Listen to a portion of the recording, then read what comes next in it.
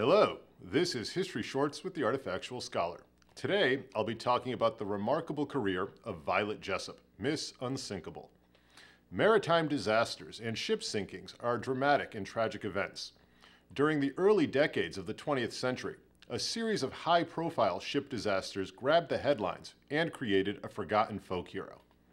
Violet Jessup was an Argentinian-born Irish woman who had an uncanny ability to survive. As a child, she was stricken with a severe case of tuberculosis. Her doctors and parents expected that she would die. She didn't, and her pattern of beating the odds was born. In 1908, at the age of 21, she found employment as a ship stewardess for the Royal Mail Steam Packet Company. 2 years later, she began working for the White Star Line.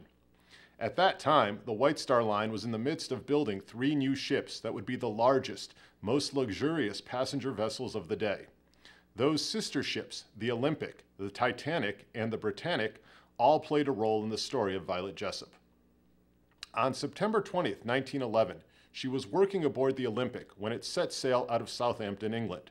About an hour and a half into the voyage, the ship collided with a British warship, the HMS Hawke. Both ships were heavily damaged by the collision, but managed to return to port with no loss of life. Violet Jessup had survived her first maritime disaster. The following year, she joined the crew of the Titanic for that ship's maiden voyage. At the time, the Titanic was the grandest passenger vessel afloat, with unprecedented comforts for the passengers and the latest modern amenities. On April 14, 1912, 4 days into its first voyage, the Titanic struck an iceberg and began to sink.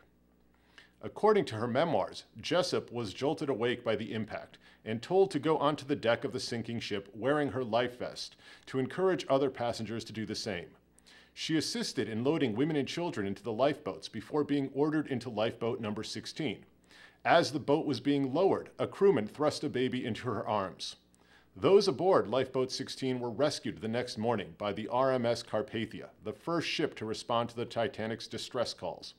Of the 2,200 passengers aboard the ship, only some 710 survived, including wealthy socialites Margaret Molly Brown and Madeline Astor, and of course, Violet Jessup, who had once again escaped another maritime disaster. After the Titanic incident, Jessup returned to the Olympic, but with the outbreak of World War I in August 1914, she left the ship to train as a volunteer nurse. She was then assigned to serve aboard the Britannic, which had been converted into a hospital ship. On November 21, 1916, as the Britannic was making a run through the Aegean Sea, an explosion rocked the ship. Within an hour, the Britannic had sunk below the waves. Though 30 people lost their lives, more than 1,000 passengers survived, including Violet Jessup. After a brief pause in her career, she returned to sea, working for the White Star Line and other shipping companies. While employed by the Red Star Line, she completed 2 around-the-world journeys.